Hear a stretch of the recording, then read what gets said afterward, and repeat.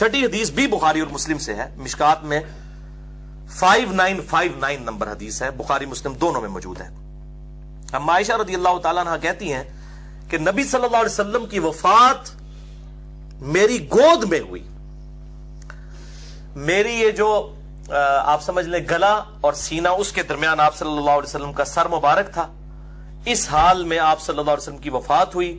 اور کہتی ہیں کہ میرے لیے فضیلت ہے کہ آپ صلی اللہ علیہ وسلم کی وفات سے پہلے اللہ تعالیٰ نے میرا تھوک اور نبی کا تھوک ایک جگہ پر جمع کر دیا، اور بتایا وہ اس لیے کہ میرا بھائی عبد الرحمن اسی حالت میں آیا، اس کے ہاتھ میں مسواک تھی اور آپ صلی اللہ علیہ وسلم عالم نزع میں تھے، تو آپ نے اشارہ کیا تو وہ مسواک آپ صلی اللہ علیہ وسلم نے اپنے منہ میں ڈالی، یعنی مسواک کے ساتھ آپ کی اتنی عقیدت تھی، امت کو درس دینا تھا۔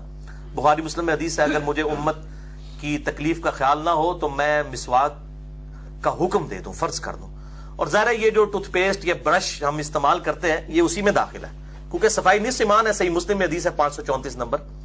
تو اس کی جو بھی ماڈرن فارم استعمال ہوگی، علماء نے خام خواہ ایک اس کو عجیب و غریب مسئلہ بنا دیا ہے۔ یہ صابن جو ہم استعمال کرتے ہیں اس کی جگہ کبھی علماء نہیں کہتے صابن استعمال نہ کریں، مٹی استعمال کریں، لیکن جب ٹوتھ برش کی باری آتی ہے فوراً کہتے ہیں جی برش چھوڑ دیں، آپ مسواک استعمال کریں۔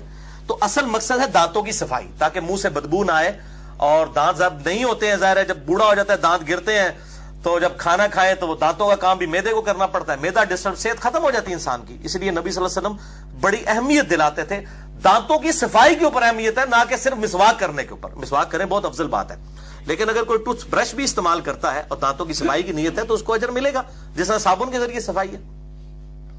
تو سیدنا عبد الرحمن بن بکر نے وہ مسواک دی، نبی صلی اللہ علیہ وسلم نے اپنے مبارک منہ میں چبائی تو بڑی سخت تھی، تو سیدہ عائشہ کہتی ہیں کہ آپ سے چبائی نہیں گئی کمزوری کی وجہ سے، تو کہتی ہیں میں نے وہ مسواک لی، میں نے اسے نرم کیا اور پھر نبی صلی اللہ علیہ وسلم کے مبارک منہ میں داخل کی، اور کہتی ہیں الحمدللہ حضور کا تھوک اور میرا تھوک ایک جگہ پر جمع ہو گیا۔ جب حضور کا تھوک مبارک اس کو لگا تو سیدہ عائشہ کے منہ میں آیا، اور سیدہ عائشہ کا جب تھوک اس کے اوپر لگا وہ نبی صلی اللہ علیہ وسلم کے منہ کے اندر گیا، الحمدللہ۔ بلکہ بخاری مسلم میں حدیث ہے، سیدہ عائشہ کہتی ہیں کہ نبی صلی اللہ علیہ وسلم جب کبھی کوئی پانی تناول فرمایا کرتے تھے پہلے مجھے دیتے، اور میں برتن سے پیتی تو جس جگہ میں منہ لگا کے پیتی اس جگہ سے حضرت صلی اللہ علیہ وسلم منہ لگا کے پانی کو پیا کرتے تھے، اور اتنی محبت فرمایا کرتے تھے، الحمدللہ۔ بہرحال اس حوالے سے جو آپ صلی اللہ علیہ وسلم کی وفات کے حوالے سے جو ڈیٹیل چیپٹر ہے وہ مشکات میں آپ کو مل جائے گا، انٹرنیشنل نمبر کے مطابق 5956 سے لے کر 5972 تک 17 احادیث ہیں وفات النبی کے ٹاپک کے اوپر۔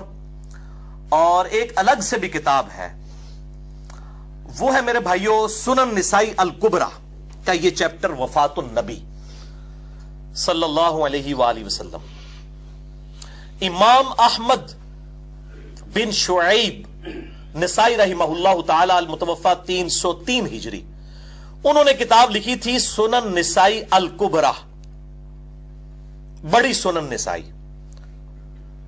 اس میں مختلف چیپٹرز تھے جو اب الگ سے آنا شروع ہیں۔ اس وقت جو ہمارے پاس سنن نسائی ہے وہ سنن نسائی الصغریٰ ہے، وہ اسی کی آپ سمجھ لیں اس میں سے ڈیڈکٹ کی گئی ہے، اسی کا ایک چیپٹر ہے وفات النبی صلی اللہ علیہ وسلم۔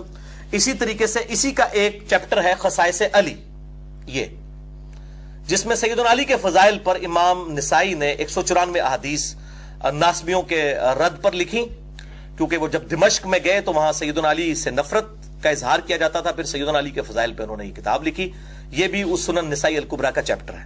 اسی طریقے سے اسی کا چیپٹر ہے فضائل قرآن بھی، فضائل صحابہ بھی، کئی چیپٹرز الگ سے آ چکے ہیں۔ ہمارے پاس جو سنن نسائی ہے اسی میں سے انہی کے شاگرد ہیں احمد بن محمد، جنہیں امام ابن السنی بھی کہا جاتا ہے، المتوفى 364 ہجری، انہوں نے سنن نسائی الکبریٰ میں سے سنن نسائی الصغریٰ لکھی، جس میں 5761 احادیث ہیں۔ جو سنن نسائی الکبریٰ ہے اس کے اندر 11770 ہیں، وہ عربی میں ہے۔ اب یہ اس کے چیپٹرز جو ہیں ہمارے جیرم شہر سے جو ہے وہ چھپنے شروع ہوئے ہیں، اس لیے میں نے ان کا تعارف بھی کروا دیا۔ اور مشکات میں بھی اگر آپ کو سنن نسائی کا حوالہ ملے بعض کا تو وہ نسائی میں حدیث ہی نہیں ملتی، کیونکہ وہ سنن نسائی الکبریٰ کا حوالہ دیتے ہیں، اصل کتاب وہ تھی۔ اور یہ جو ہم آیت الکرسی کی فضیلت پہ حدیث بیان کرتے ہیں انٹرنیشنل نمبر کے مطابق سنن نسائی الکبریٰ میں 9928 نمبر حدیث ہے، ہاں جی 9928 سنن نسائی الکبریٰ۔ دیکھیں میں نے اس کے ساتھ لکھا ہے سنن نسائی الکبریٰ گرین کارڈ کے اوپر۔ کہ جو شخص فرض نماز کے بعد آیت الکرسی پڑھ لے وہ مرتے ہی جنت میں داخل ہوگا. لیکن نماز پڑھنی پڑنی ہے, خالی آیت الکرسی پڑھنا کچھ نہیں ہونا, نماز کے فوراً بعد پڑھ لے. تو یہ آیت الکرسی کا یہ والا وظیفہ سنن نسائی الکبریٰ میں موجود ہے. اور لوگ کہتے ہیں آپ جی 9928 بتا رہے ہیں, اس میں تو حدیث ہی 5761 ہے. تو بھائی میں بولتا بھی ہوں لکھتا بھی ہوں سنن نسائی الکبریٰ, جو بڑی سنن نسائی ہے. یہ جو کتب ستہ میں سنن نسائی ہے یہ اسی میں سے اجتبا کیا ہوا ہے سنن نسائی الصغریٰ 5761 احادیث. اور یہ تمام احادیث کی کتابیں جو مین ہے اہل سنت کی انٹرنیشنل نمبر کے مطابق اردو میں, عربی میں اور انگلش میں ہماری ویب سائٹ اہل سنت پاک.com پہ رکھی ہوئی ہیں. تو ایون یہ مشکات والے جب اس کا تعارف کرواتے ہیں, جب مشکات میں سنن نسائی کا حوالہ ملتا ہے تو وہ الکبریٰ کا ہی ہوتا ہے, وہ آپ کو الصغریٰ میں کئی احادیث نہیں ملیں گی جو الکبریٰ کے اندر ہے. اسی کا یہ چیپٹر ہے وفات النبی. یہ میں انشاءاللہ اس کے اوپر پورا الگ سے لیکچر بھی دوں گا, بلکہ میرا خیال ہے میں سوچ رہا تھا ربیع الاول شریف کا مہینہ آنے والا ہے تو 3 سال پہلے ہم نے حیات النبی پہ لیکچر دیا تھا, اس دفعہ میرا خیال ہے ہم وفات النبی کے اوپر ایک لیکچر رکھتے ہیں کہ آپ صلی اللہ علیہ وسلم کو غسل کس نے دیا, آپ صلی اللہ علیہ وسلم کا کفن مبارک کیسا تھا, آپ کو قبر مبارک میں کس نے اتارا, کیسے معاملات ہوئے. چلو یہ بھی ڈن ہو گیا. یہ اچانک ابھی میرے دماغ میں بات آئی ہے وفات النبی اس کتاب کی وجہ سے. تو وفات النبی ایک پورا چیپٹر ہے سنن نسائی الکبریٰ کا جو اردو میں چھپ چکا ہے شیخ غلام مصطفیٰ ظہیر صاحب کی تحکیم کے ساتھ, اور یہ میں نے آپ کو دکھا بھی دیا. یہ کتاب جو ہے میرے بھائیوں یہ اسی کا چیپٹر ہے. اس میں پوری ڈیٹیل ہے کہ آپ صلی اللہ علیہ وسلم کا جنازہ کس طرح پڑھا گیا. یہ پبلک مشہور ہے جنازہ ہی نہیں ہوا. یہ بات صحیح ہے کہ جنازہ اس طرح نہیں ہوا کہ ایک امام آگے ہو اور پیچھے مقتدی ہو. وہ جگہ ہی بہت تنگ تھی, صحابہ نے پروٹوکول دیا, ایک ہی صف کی جگہ تھی. کچھ ٹولیوں میں اصحاب داخل ہوتے تھے, 4 تکبیریں پڑھتے تھے, اس میں الفاظ موجود ہیں, دعا پڑھتے تھے, درود پڑھتے تھے, سلام پھیر کے پھر دوسری طرف نکلتے تھے. یہ کہتے صرف درود و سلام پڑھ کے نکل جاتے تھے. 4 تکبیروں کے الفاظ ہیں, میں حدیث وہ انشاءاللہ سنن نسائی الکبریٰ سے بتاؤں گا. پورا وفات النبی والا یہ کتاب الوفا چیپٹر ہے سنن نسائی الکبریٰ کے اندر, جس میں پورا آپ صلی اللہ علیہ وسلم کے جنازہ کا طریقہ کار کیا تھا وہ سب کا سب جو ہے وہ لکھا ہوا ہے. اور اس کتاب کے اندر, اس چیپٹر کے اندر 47 احادیث ہیں انٹرنیشنل نمبر کے مطابق 7077 سے لے کر 7123 تک. تو اسی کی تحکیم کے دوران شیخ غلام مصطفیٰ ظہیر صاحب نے ایک بات لکھ دی. میں چونکہ سیدہ عائشہ کے اوپر ڈسکشن ہے اور شیعہ سنی کنفلکٹ بھی اس حوالے سے میں اس کو کلیئر بھی کر دوں. ویسے انہوں نے الگ سے بھی السنہ 15 نمبر میں بھی یہ بات لکھی تھی, اور اس میں بھی مسند امام احمد کے حوالے سے لکھ دیا ہے. مسند امام احمد میں انٹرنیشنل نمبر کے مطابق جلد 6 صفحہ 274 پر 26391 نمبر حدیث ہے. مشکات جو مکتبۃ الشاملہ کی نمبرنگ میں بتا رہا ہوں.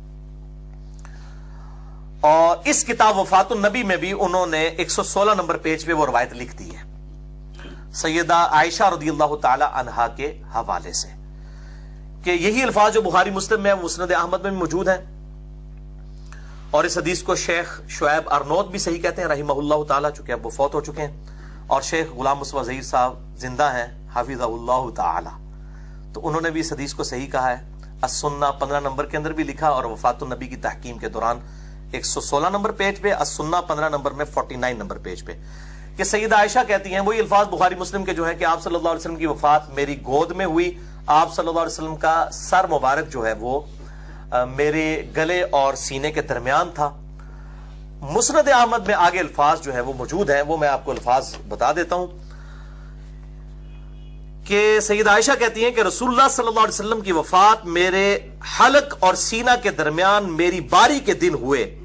اس میں نے کسی پر ظلم نہیں کیا, لیکن یہ میری ناسمجھی اور کم عمری تھی کہ نبی صلی اللہ علیہ وسلم کی جب وفات میری گود میں ہوئی تو میں نے آپ صلی اللہ علیہ وسلم کا سر مبارک اٹھا کر تکیہ پر رکھ دیا اور خود عورتوں کے ساتھ مل کر اپنے چہرے پر پیٹنا شروع کر دیا.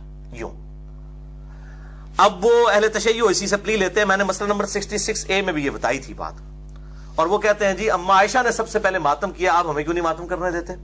تو میں نے بتایا تھا یہ سند بالکل اس کی صحیح ہے, لیکن سیدہ عائشہ نے خود اس میں یہ بات مانی ہے کہ میری کم عمری کی وجہ سے جذباتیت میں یہ مجھ سے ہوا, یعنی انٹینشنلی. یہ نہیں کہ وہ ہر سال پھر پیٹا کرتی تھی, اس وقت ایک خاص لمحے میں یہ معاملات ہوئے. ظاہر ہے بہت بڑی مصیبت ٹوٹی تھی مسلمانوں پہ. سیدنا عمر جیسا بندہ صحیح بخاری میں آتا ہے کہ انہوں نے تلوار نکال لی تھی کہ میں اسے قتل کر دوں گا جو کہے گا کہ نبی صلی اللہ علیہ وسلم بہت ہو چکے ہیں, باقی کو تو آپ چھوڑ دیں. تو اس میں الفاظ ہیں کہ یہ میری ناسمجھی اور کم عمری کا نتیجہ تھا, تو جب انہوں نے خود مان لیا کہ مجھ سے یہ جو معاملات ہوئے یہ میری غلطی ہے، تو اب اس کے بعد اس کو ماتم کی دلیل کے اوپر پیش کرنا بالکل زیادتی ہے. تو یہ میں نے بھی اس حوالے سے کلیئر کر دیا. باقی اہل سنت اور اہل تشیع دونوں کی کتابوں میں موجود ہے کہ نبی صلی اللہ علیہ وسلم کے عقد میں جب رخصتی کے وقت سیدہ عائشہ کی عمر جو ہے 9 سال تھی. اس کے اوپر جو جھگڑا کیا جاتا ہے میں نے 159A میں بھی اس کو بریف کر دیا ہے. یہ بالکل فراڈ ہے، غلط کوشش کی جا رہی ہے، یہ معجزانہ طور پر معاملہ ہوا. اس کے علاوہ جو سیدہ عائشہ سے آپ صلی اللہ علیہ وسلم کی آئلی زندگی کی روایتیں ہیں، حیض و نفاس، غسل سے متعلق میاں بیوی کے ریلیشن شپ، اس کے اوپر سیدہ عائشہ کے اوپر جو تان کیا جاتا ہے بعض غالی رافضیوں کی طرف سے اور بعض منکرین احادیث کی طرف سے، بخاری اور مسلم کے اوپر لعن تان کیا جاتا ہے کہ یہ جھوٹی روایتیں ہیں، نعوذ باللہ.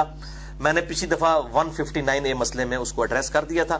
آج اس کی زیادہ ڈیٹیل میں جانے کی ضرورت نہیں ہے.